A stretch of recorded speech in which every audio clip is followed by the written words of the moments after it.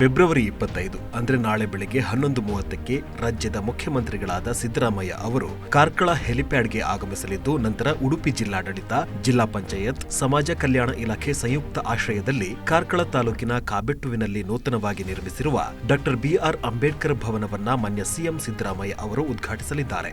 ಇದೇ ವೇಳೆ ಮುಖ್ಯಮಂತ್ರಿ ಸಿದ್ದರಾಮಯ್ಯ ಅವರು ಕಿಸಾನ್ ಸಭಾ ಟ್ರಸ್ಟ್ ಇದರ ಕಿಸಾನ್ ಸಭಾ ಸಭಾಂಗಣದ ಉದ್ಘಾಟನೆಯ ಜೊತೆಗೆ ಮಹಾತ್ಮ ಗಾಂಧಿ ಪ್ರೌಢಶಾಲೆ ಕಾರ್ಕಳ ಇದರ 35ನೇ ವರ್ಷದ ಸಮಾರಂಭದ ಉದ್ಘಾಟನೆ ನೆರವೇರಿಸಲಿದ್ದಾರೆ. ಈ ಕಾರ್ಯಕ್ರಮದಲ್ಲಿ ಉಡುಪಿ ಜಿಲ್ಲಾ ಉಸ್ತುವಾರಿ ಸಚಿವೆ ಲಕ್ಷ್ಮೀ ಹೆಬ್ಬಾಳ್ಕರ್, ಸಮಾಜ ಕಲ್ಯಾಣ ಇಲಾಖೆ ಸಚಿವ ಡಾ ಎಚ್.ಸಿ. ಮಹಾದೇವಪ್ಪ ಅವರು ಉಪಸ್ಥಿತಿ ಇರಲಿದ್ದು, ಕಾರ್ಕಳ ಶಾಸಕ ವಿ. ಸುನಿಲ್ ಕುಮಾರ್ ಅವರು ಅಧ್ಯಕ್ಷತೆ ವಹಿಸಲಿದ್ದಾರೆ.